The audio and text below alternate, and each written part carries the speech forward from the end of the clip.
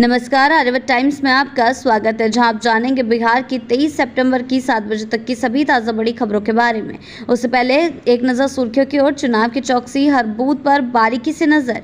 Bhajpa commission Bihar booth से विधानसभा तक full action mode.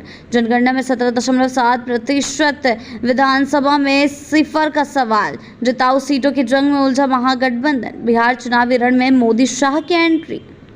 बढ़ते हैं खबरों की ओर विस्तार से। चुनाव की चौकसी, हर बूथ पर बारीकी से नजर। जी हां, बिहार विधानसभा चुनाव की तैयारियों ने रफ्तार पकड़ ली है। हर जिले में मतदान को शांतिपूर्ण और निष्पक्ष बनाने के लिए संवेदनशील क्षेत्रों की पहचान शुरू हो चुकी है। केंद्रीय निर्वाचन आयोग के निर्देश पर अब हर 10 से 12 बूथों के लिए एक सेक्टर बनाया जाएगा, जिसकी निगरानी एक सेक्टर पुलिस ऑफिसर करेगा।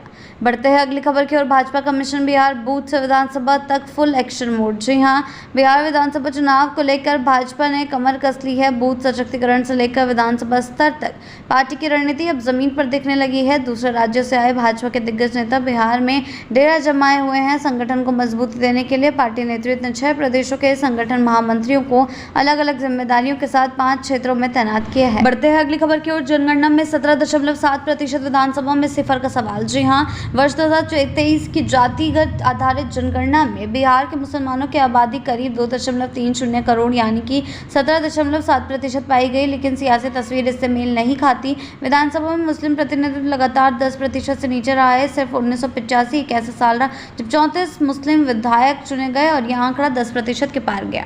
बढ़ते हैं अगली खबर की ओर। जिताऊ सीटों को जंग में उलझा महागठबंधन। जी हाँ, बिहार विधानसभा चुनाव की उल्टी गिनती शुरू हो चुकी है और महागठबंधन में सीट बंटवारे को लेकर रस्साकसी तेज हो गई है। राजद की अगुवाई वाले गठबंधन में कांग्रेस ने जिताऊ सीटें मांगकर समीकरणों को उलझा दिया है। सवाल ये उठ रहा है कि कौन तय करेगा कि कौन सी सीट वाकई टिकाऊ है, जिताऊ है। सहयोगी दलों की बढ़ती महत्वाकांक्षाओं के बीच अब गठबंधन की एकता और रणनीति दोनों ही बड़े पैमाने पर इम्तिहान से गुजर रही है।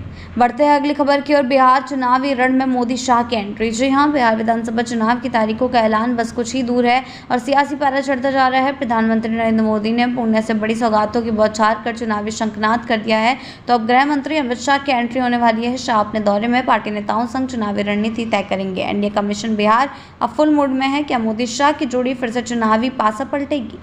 बढ़ते हैं अगली खबर की ओर। मंत्री पर मौत का पत्थर, जाले में साजिश का सनसनीखेज आरोप। जी हां, दरभंगा के जाले से विधायक और बिहार सरकार में नगर विकास व आवास मंत्री जीवेश कुमार मिश्रा ने रामपट्टी में अपनी हत्या की साजिश का चौंकाने वाला दावा किया। उन्होंने कहा कि एक बड़ा पत्थर उनके सिर पर फेंककर जान लेने की कोशिश हुई, लेकिन थाना प्रभारी की सूझबूझ से उनकी जान बच गई।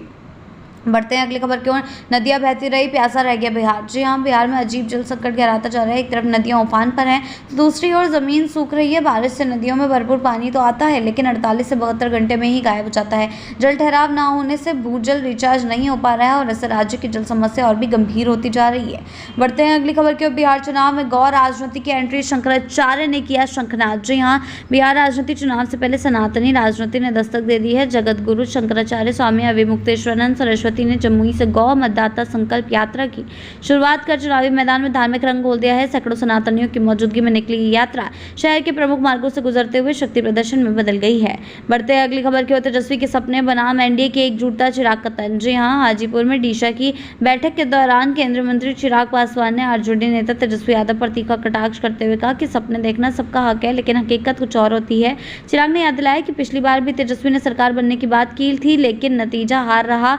इस बार एनडीए के 5 दल एकजुट हैं और विपक्ष के सारे समीकरणों को चुनौती देने को तैयार हैं।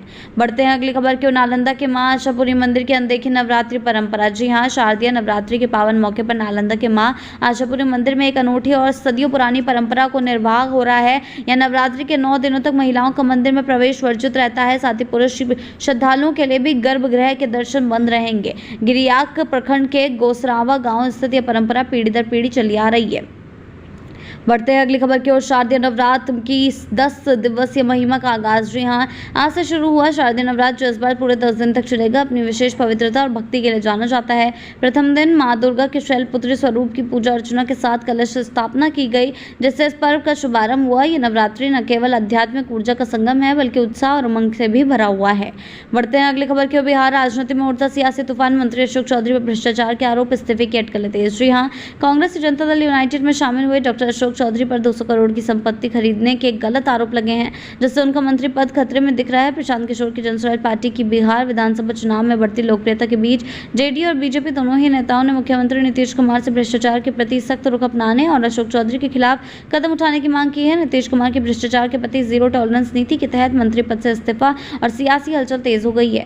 बढ़ते हैं अगली खबर की ओर। प्रशांत किशोर का नीतीश सरकार पर जोरदार हमला, बिहार में बदलाव का संदेश। यहाँ जनसुराज पार्टी के संस्थापक प्रशांत किशोर ने नालंदा के राजगीर में बिहार बदलाव सभा में मुख्यमंत्री नीतीश कुमार की सरकार पर कड़ी आलोचना की। पीटीजेएम कॉलेज मैदान में हजारों समर्थकों के सामने किशोर ने कहा कि बिहार को अब केवल सड़क, बिजली नहीं बल्कि शिक्षा और रोजगार की गारंटी चाहिए। उनका यह पावरफुल संदेश साफ करता है कि बिहार में बदलाव की उम्मीद तेज हो रही है। बढ़ते हैं अगली खबर की ओर। तेज प्रताप यादव का बड़ा ऐलान, गीता श्री कृष्ण की कसम, आरजेडी में वापसी नहीं। जी हां, राजद अध्यक्ष लालू यादव के बड़े बेटे और तेज प्रताप यादव ने जोर देकर कहा है कि वो कभी भी आरजेडी में वापसी नहीं जाएंगे। गीता और भगवान श्री कृष्ण की कसम खाकर तेज प्रताप ने साफ किया कि माता पिता के प्यार और पार्टी पॉलिटिक्स के वे पूरी तरह से अलग रहते हैं। उनके दौरान दोहराया कि वो जनशक्ति जनता दल से ही महुआ सीट से चुनाव लड़ेंगे और उनका मिशन शिक्षा, स्वास्थ्य, बेरोजगारी के मुद्दे पर काम करना है।